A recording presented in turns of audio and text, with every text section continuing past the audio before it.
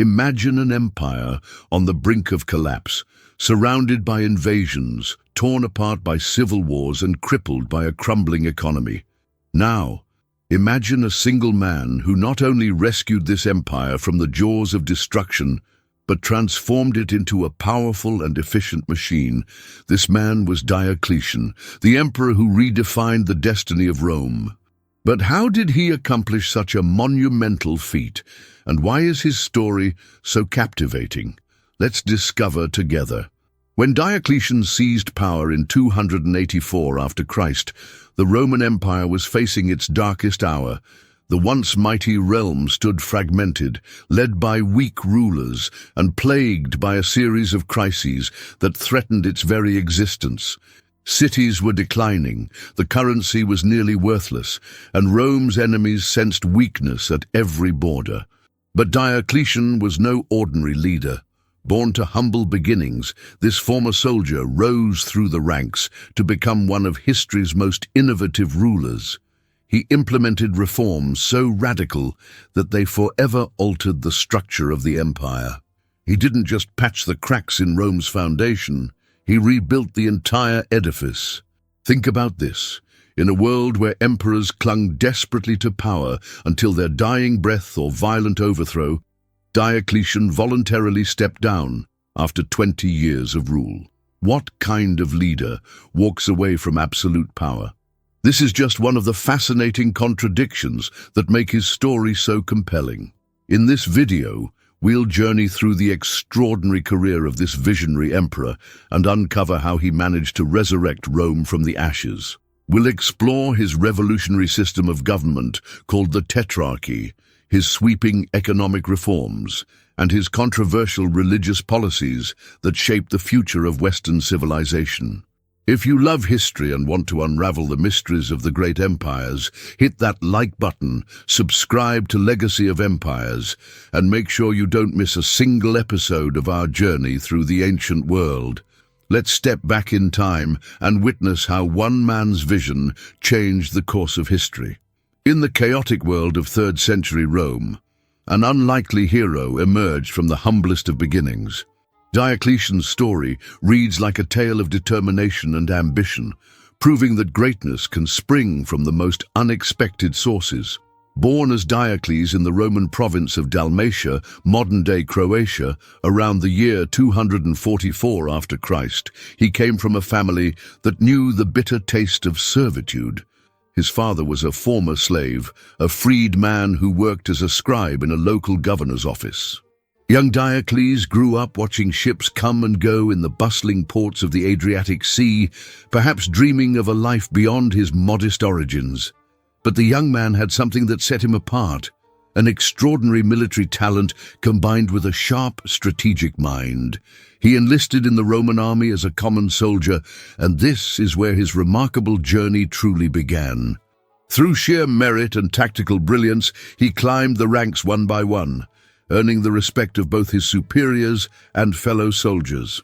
What's fascinating is how he changed during these years. The simple Diocles transformed himself into the more distinguished-sounding Diocletian, adapting to the sophisticated world of Roman politics. He served under several emperors, including Carus, gaining valuable experience in both military and administrative matters. The defining moment came in 284 after Christ.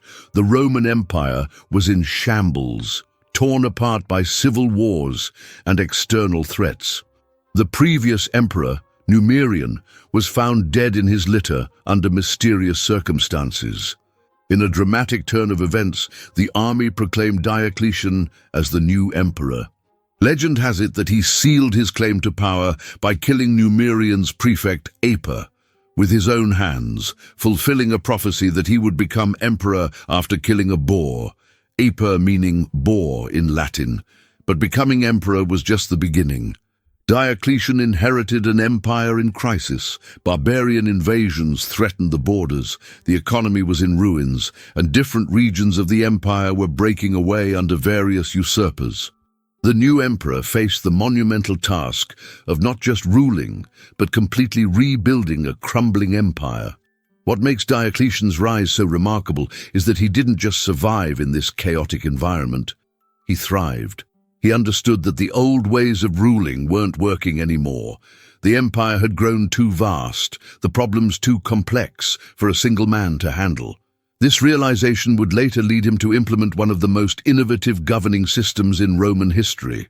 His rise from a soldier to emperor wasn't just a personal triumph. It marked the beginning of a new era for Rome. Diocletian would prove that sometimes the best person to fix a broken system is someone who started at the bottom and worked their way up. Someone who understood every level of the empire they were about to transform. Imagine trying to manage an empire so vast that it would take months just to travel from one end to the other. This was the challenge that Diocletian faced, and his solution was nothing short of revolutionary: the Tetrarchy, a system of government that would change the face of the Roman Empire forever. Diocletian realized something that many leaders before him had missed. No single person could effectively rule such an enormous territory. In the year 293 after Christ, he implemented what might be the most daring political experiment in Roman history. He divided the empire into 4 parts, creating a government of 4 rulers working together like a well-oiled machine. Picture this: 2 senior emperors, known as Augusti, and 2 junior emperors, called Caesars. Diocletian chose his old military friend Maximian as his co-Augustus, making him responsible for the western half of the empire, while Diocletian himself ruled the east. Then they each adopted a Caesar as their heir and assistant, Galerius in the east and Constantius in the west. It was like having 4 powerful CEOs, each managing their own territory but working together for the good of the empire. This system was brilliantly designed. The Augusti would rule for 20 years and then retire, allowing their Caesars to become the new Augusti and choose their own Caesars. It was meant to create a smooth transition of power, avoiding the bloody civil wars that had plagued Rome for so long.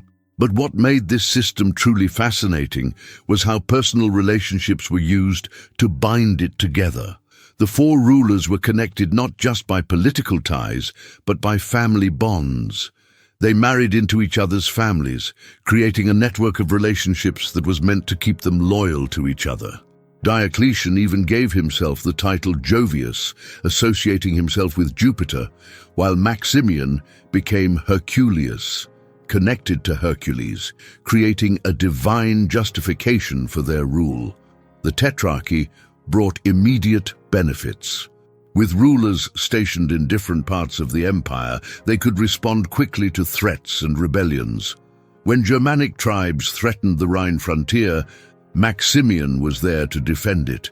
When Persia stirred up trouble in the east, Diocletian could handle it without leaving the western borders vulnerable. Here's a fascinating detail that most people don't know. The 4 rulers established different capital cities, moving away from Rome as the sole center of power.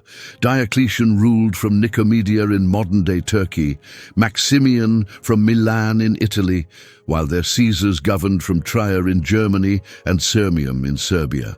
This decentralization would later influence the development of medieval Europe. Speaking of capitals, let me tell you about something remarkable that still exists today. Diocletian built himself a magnificent retirement palace in Split, in modern-day Croatia. This wasn't just any palace, it was a massive complex covering nearly 10 acres, combining elements of a luxury villa, a military garrison, and a small city. The most amazing part: this palace is still standing today, forming the heart of Split's old town. It's so well preserved that you can walk through the same halls where Diocletian once walked, see the remains of his private apartments, and even visit the basement halls that are virtually intact after more than 17 centuries. The palace is now a UNESCO World Heritage Site, giving us a tangible connection to this fascinating period of Roman history. But like any bold experiment, the Tetrarchy had its flaws. While it worked brilliantly under Diocletian's strong leadership, what would happen when he stepped down? Would his successors maintain this delicate balance of power, or would human ambition tear it apart? The answer to these questions would shape the future of the Roman Empire in ways that even Diocletian couldn't have predicted. Imagine walking through a Roman marketplace in the late 3rd century after Christ. Inflation is so severe that merchants change their prices multiple times a day. The silver coins in your purse are so debased they're practically worthless. This was the economic chaos Diocletian inherited, and he was determined to fix it. Let me tell you about one of the most ambitious economic experiments in ancient history. Diocletian realized that saving the empire wasn't just about military victories. It required a complete economic overhaul. His first target, the currency crisis. The Roman denarius had become a joke, containing so little silver it was practically bronze. Diocletian introduced new coins with actual precious metal content, including the gold aureus and the silver argentius. He wasn't just making money, he was trying to restore faith in the Roman economy. But here's where things get really interesting. In the year 301 after Christ, Diocletian did something unprecedented. He issued his famous Edict on maximum prices. Picture a massive document listing the maximum prices for over 1,000 items, everything from eggs to exotic spices, from haircuts to hired laborers. A pound of pork couldn't cost more than 12 denarii, while a carpenter couldn't charge more than 50 denarii per day. It was like ancient price control on a massive scale. The social reforms were equally dramatic. Diocletian created what we might call the first planned economy in history. He established a system where sons had to follow their father's professions. If your father was a baker, you would be a baker. If he was a soldier, you would serve in the army. Farmers were tied to their land, craftsmen to their workshops. It might sound harsh to our modern ears, but Diocletian was trying to ensure essential services wouldn't disappear during the crisis. Here's a fascinating detail that often gets overlooked. Diocletian also revolutionized the tax system. He introduced a new method of taxation called the jugum et capita system. Instead of the chaotic old system, tax collectors would now assess both land and people. They measured land quality, counted livestock, and even counted people to ensure fair taxation. It was probably the first systematic census and tax assessment in history, but not all of Diocletian's reforms went smoothly. The price controls were nearly impossible to enforce. Merchants either ignored them or sold their goods on the black market. Some products simply disappeared from the legal marketplace. There's a fascinating story about a man who chose to destroy his goods rather than sell them at the official price, shouting that the emperor's prices were impossible. The social reforms had their own challenges. Imagine being told that you and your children and your children's children would have to keep the same profession forever. Some people tried to escape their hereditary obligations, leading to a new type of internal exile in the Roman Empire. Here's a remarkable twist in the story. After implementing all these sweeping reforms, Diocletian did something no Roman emperor had ever done before. He voluntarily retired. In the year 305 after Christ, the man who had revolutionized the Roman economy stepped down from power and went to grow cabbages in his palace in Split. When later asked to return to power, he supposedly replied that if they could see his cabbages, they wouldn't ask him to give up his happiness for the burdens of empire. Diocletian's economic and social reforms tell us something profound about leadership in times of crisis. Sometimes, saving a system requires completely reimagining how it works. His solutions weren't perfect, but they helped the Roman Empire survive for another century and a half in the West and over a millennium in the East. They also raise an interesting question for us today.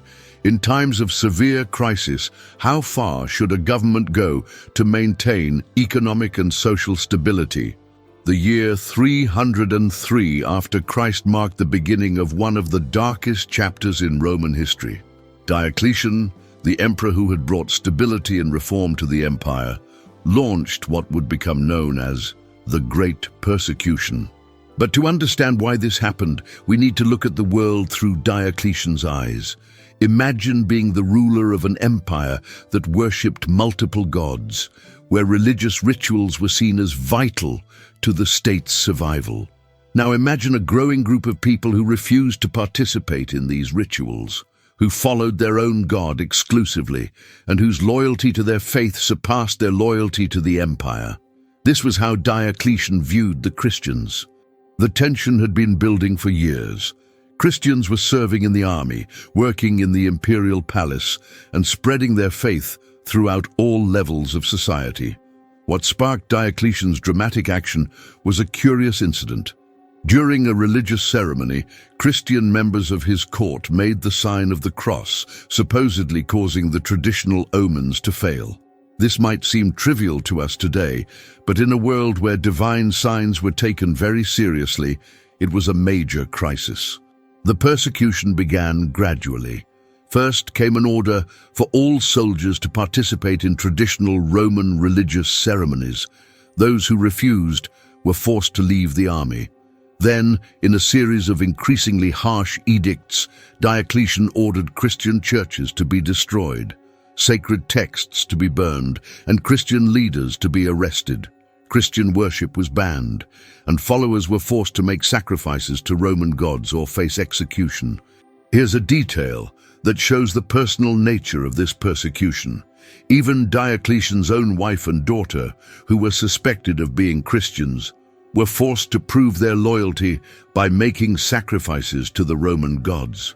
The persecution reached into every corner of society, turning neighbor against neighbor. The stories of resistance are extraordinary. There's the account of a young Christian who tore down Diocletian's edict in Nicomedia, modern-day Turkey, knowing he would face certain death. Christians began hiding their sacred texts, creating secret meeting places in catacombs, and developing subtle symbols like the fish to identify fellow believers. But here's the incredible irony of this persecution. Rather than destroying Christianity, it made it stronger. The courage of martyrs inspired more conversions. Underground networks of Christians grew more organized and resilient. The persecution was particularly fierce in the Eastern Empire, while in the West, Constantius, one of the Tetrarchs, largely ignored the edicts.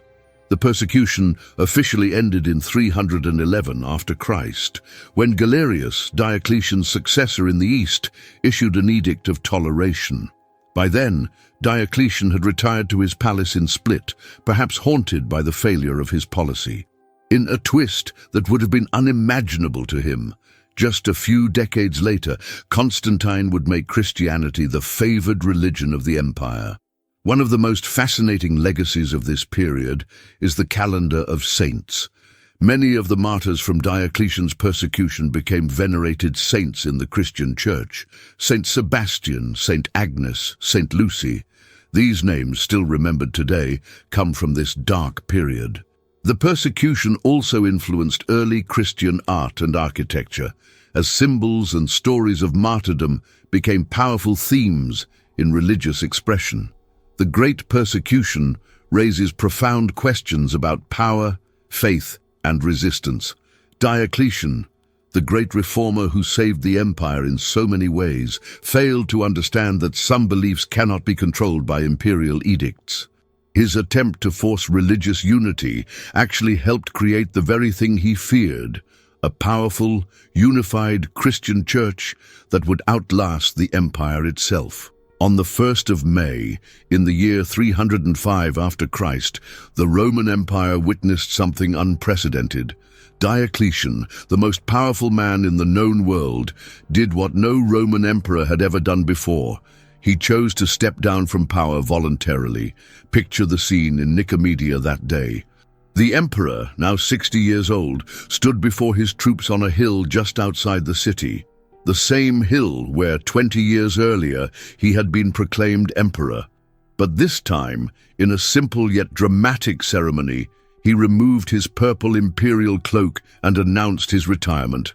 The soldiers watched in stunned silence as their emperor, who had led them through 2 decades of transformation and reform, declared that it was time for younger men to take the reins of power. What makes this moment truly remarkable is that Diocletian wasn't forced to abdicate. He wasn't facing rebellion or defeat. In fact, he was at the height of his power, but he had always been different from other emperors. He had a plan, and he was determined to follow it through. The decision wasn't made on a whim. Diocletian had been suffering from a serious illness the previous winter, and some historians suggest he had a stroke that left him weakened. When he finally recovered and made his first public appearance, witnesses say he was barely recognizable. Perhaps this brush with mortality convinced him it was time to implement the final phase of his grand design, the peaceful transition of power he had planned with his Tetrarchy. But here's where the story takes a fascinating turn. Instead of retiring to Rome or one of the great cities of the empire, Diocletian chose to return to his homeland in Dalmatia. He had spent years building a magnificent palace near the town of Split on the beautiful Adriatic coast. This wasn't just any palace. It was a massive complex, more like a small city, fortified with walls and towers. The structure was so well built that it still stands today, forming the heart of modern Split's old town. In this palace, the man who had ruled the Roman world chose to spend his days gardening. Yes, you heard that right. The great Emperor Diocletian became passionate about growing vegetables in his retirement. There's a wonderful story about this. Several years after his abdication, when some officials came to beg him to return to power, he reportedly told them, "If you could see the vegetables I have planted with my own hands at Split, you would never dare suggest I replace the peace and happiness of this place with the storms of a never-satisfied greed for power." But his retirement wasn't entirely peaceful. From his palace, Diocletian watched as his carefully designed system of succession began to unravel. Civil wars broke out between rival claimants to power. His co-emperor Maximian tried to reclaim his throne. The Tetrarchy, his greatest political innovation, was crumbling. In his final years, Diocletian allegedly became so distressed by these events that he stopped eating and gradually wasted away. He died in his palace in the year 311 after Christ, the last emperor to rule a united Roman Empire. In a bitter twist of fate, his daughter Valeria, who had been forced to flee from persecution, was eventually captured and executed, despite his desperate pleas to save her life. Diocletian's abdication and retirement tell us something profound about power and wisdom. In a world where rulers typically clung to power until their dying breath, he chose to let go. He understood something that many leaders throughout history have failed to grasp. Sometimes the greatest service a leader can provide is to step aside and allow for peaceful transition. The ruins of his palace in Split stand as a testament to this extraordinary man who reformed an empire, then chose to spend his final days tending to his garden. Perhaps there's a lesson there for all of us about the true meaning of success and the wisdom of knowing when to let go. As we look back on Diocletian's extraordinary journey, we witness a man who faced some of history's greatest challenges and responded with unprecedented solutions. From his humble beginnings as a soldier to becoming the architect of Rome's transformation, Diocletian's story shows us how one person's vision can reshape an entire civilization. Think about the magnitude of what he achieved. He inherited an empire tearing itself apart, with a worthless currency, constant civil wars, and enemies at every border. Yet through sheer determination and innovative thinking, he built a new system of government, stabilized the economy, and secured the frontiers. The Roman Empire he saved would continue for another 2 centuries in the West and over 1,000 years in the East. But Diocletian's legacy is filled with fascinating contradictions. The man who created the most elaborate imperial court in Roman history started life as the son of a freed slave. The ruler who implemented the most systematic persecution of Christians had a wife and daughter who may have been Christians themselves. And perhaps most intriguingly, the emperor who wielded absolute power chose to walk away from it all to grow vegetables in his garden. His story raises profound questions that still resonate today. How far should a leader go to preserve stability? What price is too high for security and order? When does necessary reform become oppressive control? Diocletian's answers to these questions shaped not just his own time, but the entire course of Western civilization. The systems he created, the administrative divisions, the imperial ceremony, the organized bureaucracy, would influence governments for centuries to come. Even today, we can walk through his palace in Split, touch the same stones he touched, and wonder about the man who chose cabbage gardens over imperial power.